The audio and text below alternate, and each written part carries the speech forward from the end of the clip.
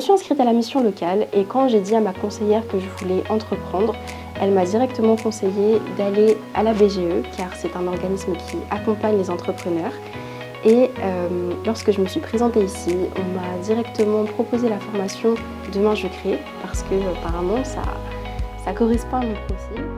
Je pense que d'avoir émis dans le groupe, c'est aussi d'avoir une personne ressource, d'avoir une sorte de rayon de soleil pour l'ensemble des stagiaires, parce qu'elle fait profiter de tout le monde de sa bonne humeur et aussi de son sérieux. Parce que Amy, j'étais en train de regarder son dossier, elle a super bien bossé et puis en tout cas elle a un projet qui tient super bien la route.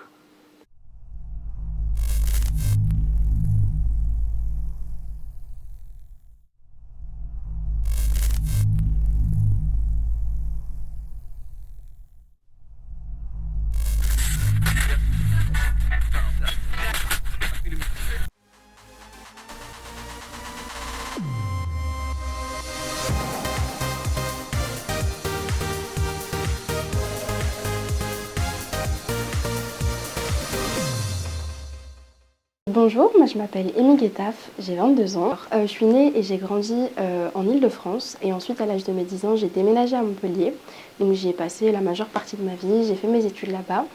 Après le bac, j'ai été à l'université sans vraiment trop savoir ce que je voulais faire et je me suis vite rendu compte que c'était pas vraiment fait pour moi, que j'étais pas à l'aise dans le système scolaire et qu'il valait mieux pour moi que je trouve quelque chose à faire. Et étant donné que j'ai eu beaucoup de modèles d'entrepreneurs autour de moi, notamment mon papa et mes oncles, j'ai toujours eu cette petite idée en moi de me dire qu'il fallait qu'à mon tour j'entreprenne aussi. Sauf que le problème c'est que je ne savais pas vraiment comment faire, ni quoi faire, j'étais encore un petit peu perdue. Et en parallèle, à l'âge de mes 20 ans, je suis venue déménager à Besançon pour des raisons personnelles. Partager à ma conseillère que je voulais créer mon entreprise et entreprendre, elle m'a directement conseillé d'aller contacter la BGE, qui est un organisme qui accompagne les entrepreneurs.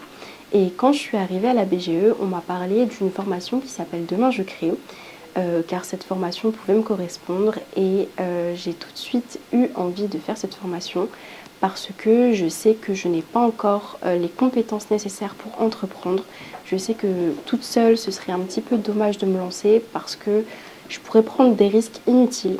Donc j'ai envie de faire la formation Demain je crée parce que j'ai pour projet de créer et vendre des cadres décoratifs personnalisés pour des événements comme des mariages, des anniversaires, des baby showers, ce genre de choses, ou tout simplement pour vendre des éléments de décoration aux personnes qui ont envie de décorer leurs intérieurs.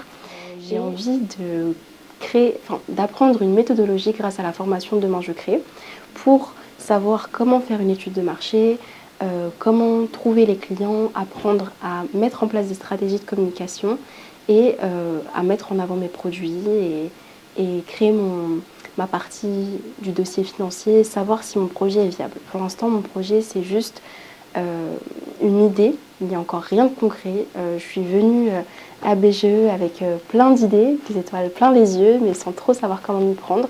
Donc j'espère que je vais pouvoir mettre en place ce projet et voir si il est réalisable sur le long terme ou pas. Bonjour Madame Guetaf. Bonjour. Donc bienvenue à BGE et bravo pour avoir été donc sélectionnée au jury Demain je crée. Merci. Donc vous allez rentrer en formation du 2 octobre au 13 novembre. Donc 6 semaines de formation à temps plein. D'accord. Donc 7 heures de cours par jour, 5 heures par semaine. 5 jours par semaine, pardon. Au niveau de votre dossier, j'ai pu donc déjà repérer que vous étiez donc prescrite par la mission locale. Oui, c'est ça. Donc vous avez moins de 26 ans. Et dans ce cadre-là, sur la convention formation-création d'entreprise, vous avez la possibilité d'obtenir une rémunération du Conseil régional de Bourgogne-Franche-Comté qui finance la formation. Et à ce titre-là, il va falloir donc que vous m'envoyiez un certain nombre de documents, de justificatifs, pour que je puisse monter le dossier. Ok. Avant le démarrage de la formation, ce serait l'idéal. Alors, je ne sais pas si vous aviez eu le temps de regarder, mais dans le livre guide de la région, Donc, le Conseil régional a mis en place une aide complémentaire de 200 € pour tout stagiaire qui rentre sur une formation à la création et reprise d'entreprise. Donc, ces 200 € vont vous permettre, entre guillemets, de vous aider si vous devez vous déplacer au niveau des transports en commun, si jamais il y a des frais particuliers pour venir à la formation. Donc, c'est un petit coup de pouce que la région a mis en place déjà depuis quelques années. Et voilà, que vous aurez donc en plus du coût du financement de la formation et éventuellement de la rémunération en région. Voilà. Est-ce qu'éventuellement il y aurait eu d'autres questions par rapport au planning Non, ça va, tout a l'air clair. J'ai jeté un coup d'œil. Oui, c'est bon pour vous, il n'y a pas de questionnement particulier. Juste hâte de commencer. Oui, eh ben, parfait. Bah, écoutez, vous serez un groupe de 10 stagiaires, donc ça c'est très bien. Donc il y aura, on va dire, des divers projets. C'est le côté positif, hein, c'est la mixité des projets, des personnes et des cultures, c'est très important. Et bon, bah, je ne sais pas quel sentiment vous avez aujourd'hui de vous dire je vais rentrer 6 semaines en formation. Vous avez peut-être le sentiment que ça va être long. Non, justement, ça me paraît court. Ouais, je pense que ça va passer très très vite. Oui, ça va passer très vite. Ouais. Voilà. Des questions autres, quoi que ce soit? Tout est clair, c'est parfait. Eh bien, à très bientôt, puisque dans une semaine, on démarre la formation. Oui, à bientôt alors. Très bien, merci à vous. Merci. J'ai commencé la formation Demain je crée, organisée par BGE, et j'ai souhaité avoir un rendez-vous avec une formatrice qui s'appelle Adeline Delmer, car j'ai plusieurs questions à lui poser par rapport à mon projet, principalement sur le statut de mon entreprise, car j'aimerais savoir au niveau de l'URSSAF quels seraient mes taux d'imposition pour mon activité, étant donné que c'est une activité qui est un petit peu méconnue et qui a quand même certaines spécificités. Je me pose certaines questions et j'espère pouvoir avoir des réponses. Aujourd'hui, j'ai reçu Amy sur une question un peu plus technique dans le cadre de la formation Demain je crée, dans le parcours qu'elle suit à BGE Franche-Comté. Cette question technique portait en fait sur une double information, mais qui vient du fait que son activité, je pense, n'était pas très bien définie au préalable, ce qui peut engendrer un double discours d'interlocuteurs différents. C'est pour ça que je lui ai fait redéfinir exactement comment elle allait faire cette activité. Donc elle fait une activité de e-commerce où elle va proposer des cadres, des choses préfaites qu'elle pourra personnaliser en fonction de la demande de ses clients. Le tout sur du e-commerce. Donc on avait en prime abord, on pourrait se dire c'est du commerce, donc de l'achat-revente.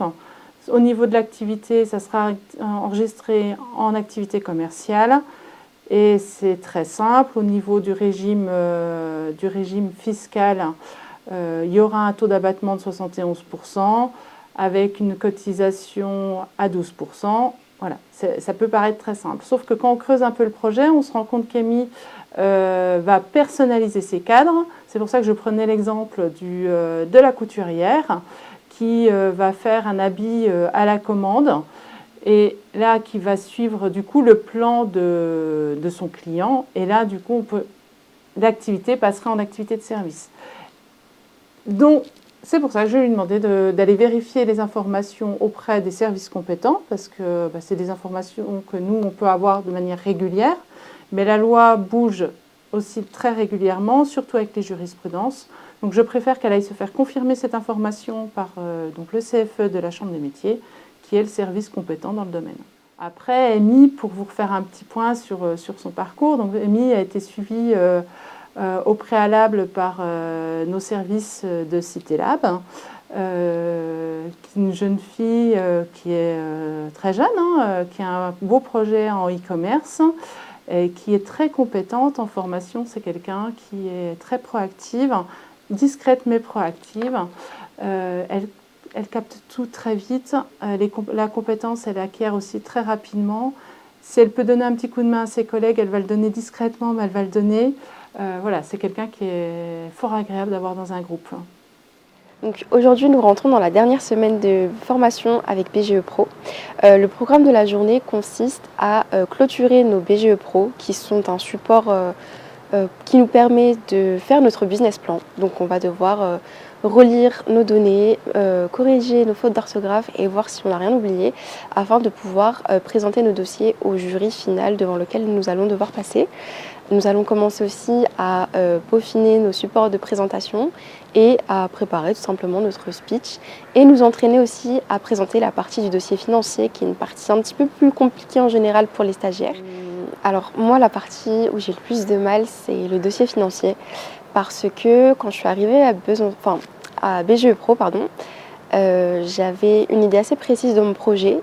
Je savais un petit peu ce que je voulais, comment je le voulais, mais le problème c'est que j'avais du mal à transcrire ce qu'il y avait dans ma tête au support BGE Pro justement. Donc c'est vrai que j'ai eu un petit peu de mal à comprendre cette partie-là et j'ai eu un petit peu de mal pour la prise en main à ce niveau-là. Mais une fois que j'ai tout compris, le reste s'est passé comme sur des roulettes. J'ai bien été accompagnée par les formateurs qui m'ont bien expliqué, qui m'ont vraiment accompagnée pour justement transmettre ces idées de ma tête un petit peu à BGE Pro. Et au final, j'ai pu voir que mon projet était viable financièrement, donc je suis très contente. Et sinon, tout se passe bien. Justement, maintenant, quels sont les aspects sur lesquels tu avais le plus de facilité, pour lesquels tu étais la plus inspirée? C'est une bonne question. Je pense que c'est plus la partie de stratégie, de communication. Parce que moi, comme je veux faire un site internet, c'est vrai que la partie réseaux sociaux, communication digitale, c'est un élément qui sera clé pour moi. Donc c'est vrai que j'ai plein d'idées. Puis comme je suis habituée à manipuler les réseaux sociaux, que je les utilise pour moi personnellement, c'est vrai que ça me permet un petit peu de voir ce qui se fait beaucoup, de trouver des inspirations, des idées. Donc c'est vrai que j'avais déjà pas mal d'idées à ce niveau-là. Et aussi tout ce qui est conception de mes produits. Comme je sais exactement les idées de design, les idées de thèmes que je veux mettre en vente, c'est vrai que toute cette partie-là, elle était assez facile pour moi. Donc du coup, la formation Demain je crée de BGE se termine par un oral devant un grand jury, devant lequel nous allons devoir présenter nos projets en détail, donc c'est-à-dire toute la partie business plan avec la partie financière. Donc c'est un exercice qui va nous permettre de partager notre projet, de partager nos envies, nos motivations et surtout, ça va nous permettre de voir si notre projet est viable ou pas. Nous, en tant que stagiaires, ça nous permet de nous confronter un petit peu à des critiques, qu'elles soient positives ou négatives, donc ça va nous permettre de modifier des choses et d'avoir un nouvel angle ou une nouvelle approche dans la construction de notre projet pour plus tard, qui peut être très intéressante et très enrichissante pour nous. Et c'est aussi un très bon exercice pour se confronter à l'autre, à des potentiels investisseurs, des potentiels clients pour le futur. Donc c'est vrai que c'est très important de s'entraîner à faire ça parce qu'on va devoir se débrouiller nous-mêmes plus tard et on n'aura pas spécialement d'accompagnement, on sera un petit peu livré à nous-mêmes. Donc on a tout intérêt à acquérir le plus de capacités possible pendant cette formation. Et aujourd'hui, nous sommes le dernier jour de formation, jour pendant lequel nous allons passer un oral pour présenter notre projet devant un jury. Donc c'est vrai que là, pour l'instant, je suis un petit peu stressée. Ma seule inquiétude, honnêtement, c'est que je vais devoir tenir pendant 20 à 30 minutes. Et moi, c'est vrai que j'ai un projet qui est tellement... un projet duquel j'aime tellement parler que je pourrais en parler pendant des heures. Donc moi, ma crainte, c'est vraiment le temps. Maintenant, je me suis entraînée, donc ça devrait vraiment aller. Normalement, mon support de présentation est prêt et assez complet, donc je pense que ça devrait bien se passer. Est-ce qu'il y a des questions que tu appréhendes plus que d'autres ? Honnêtement, pas vraiment. C'est vrai que durant la formation, j'avais un petit problème avec le dossier financier parce que j'avais encore du mal à cerner tous les éléments. Mais à force de m'entraîner, j'ai compris tout ce qu'il y avait besoin de mettre en avant, donc ça devrait aller. Ce à quoi ressemblent tes propositions ? Oui, en effet, j'ai prévu des modèles pour montrer un petit peu les inspirations que je pourrais avoir pour produire justement mes cadres. Parce que c'est vrai que quand je parle de mon projet, souvent on me fait la remarque que les gens ont du mal à se projeter et à se visualiser les cadres dont je parle. Donc j'ai mis quelques petits exemples pour vraiment illustrer et que les gens puissent comprendre au mieux ce que j'essaye de partager. Et parmi ces produits, par exemple, qu'est-ce qu'on a ? Alors, on va avoir des cadres en verre personnalisés, donc avec plusieurs thèmes de design, des cadres en miroir et des cadres en plexi-miroir doré pour rappeler un petit peu ce côté chaleureux, événement, un peu chic pour le côté doré. D'ailleurs, DJC, moi, c'est un dispositif que je connais que très peu, finalement. Oui. Et là, on est sur le deuxième DJC de l'année, avec une cohorte de 10 participants sur cette deuxième formation qui est finalement une formation phare de BGE. Formation de 6 semaines qui est commencée là, début octobre 2023. Là, on arrive à la toute fin. Donc, les stagiaires sont, j'ai envie de dire, sont passés par toutes les étapes pédagogiques de notre action de formation. C'est-à-dire qu'ils sont passés par l'étape un peu personnelle, présentation, réflexion sur eux-mêmes, réflexion sur leurs soft skills, comme on dit, sur leurs compétences. Ils ont pas mal défriché leur marché. Ils ont affiné leur gamme de produits et services. Ils sont parfois revenus en arrière pour mieux aller en avant. Ils ont beaucoup été sur le terrain. Il y a eu pas mal de démarches qui ont été faites auprès de leurs potentiels clients, potentiels fournisseurs, auprès de tout leur environnement. Alors il y a beaucoup de stagiaires qui n'ont encore pas tout fixé, mais je veux dire, on est dans l'acquisition de compétences. Et ces compétences, progressivement, au fur et à mesure des semaines, elles ont mûri, elles sont devenues quasiment acquises, en tout cas pour la plupart. Là, on arrive à la fin. On est à quelques jours, hein, le jury c'est lundi, là on est mercredi, donc maintenant c'est quelques jours qui les séparent, et puis une petite pression qui monte, puisque leur dossier doit être bouclé. Alors là ils sont en train de boucler le dossier, donc là ils relisent leur stratégie commerciale. Alors là ils sont beaucoup sur les chiffres, hein, pour voir si ça tient debout, s'il n'y a pas un chiffre qui est un peu parti à côté et qu'il faudrait rattraper, et puis aussi dans la compréhension. Là on a essayé de les faire un peu travailler l'oral, justement sur ces chiffres, pour qu'ils puissent les expliquer, parce que mettre des chiffres dans une case, c'est bien qu'on le met sur un écran, hein, comme à côté de moi, mais c'est bien aussi de pouvoir les dire, de pouvoir les expliquer devant un parterre de professionnels, un jury composé vraiment d'acteurs du métier.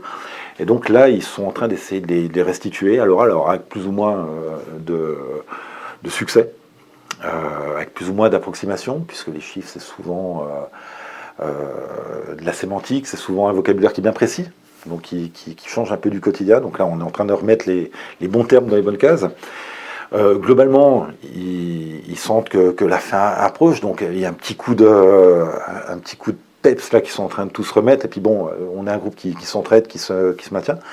Donc, comme vous le savez, on a choisi de vous présenter, hein, et de prendre au sein de cette action de formation 2 stagiaires qui, pour nous, représentent l'entrepreneuriat à ce qu'il est aujourd'hui, en la personne d'Amy.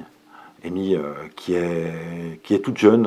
Amy, elle a 22 ans, et puis elle a de grands projets. Elle a un super projet de création de cadres personnalisés. Donc Amy, c'est une personne qui est peut-être un petit peu discrète au sein du groupe, mais qui a de grandes valeurs, puisqu'elle arrive à entraîner quand même, par sa motivation, par sa ponctualité, par son sourire, par toutes ses phrases, l'ensemble du groupe vers l'avant.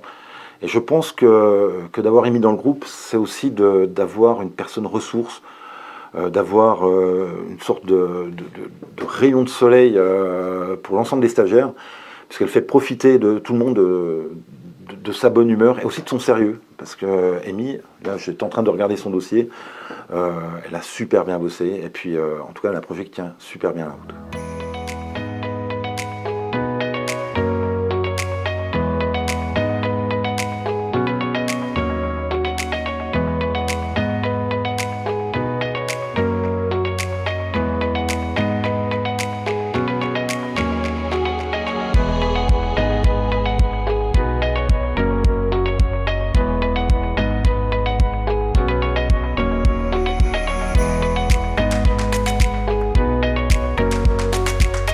Dans cette stratégie de communication, il y aura un axe pour la fidélisation des clients.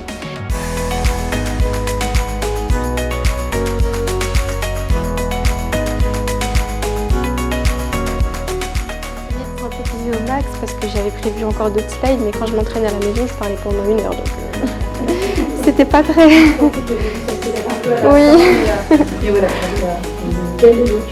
Merci, c'est très gentil. Merci beaucoup. Merci, c'est gentil.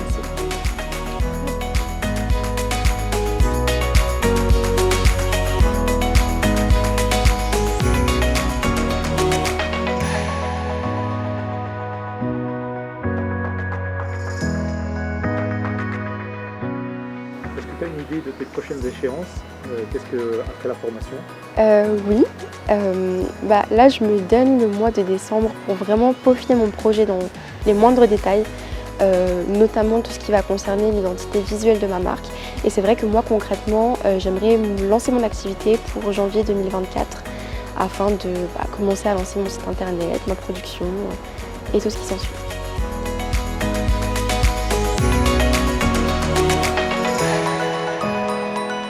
Merci.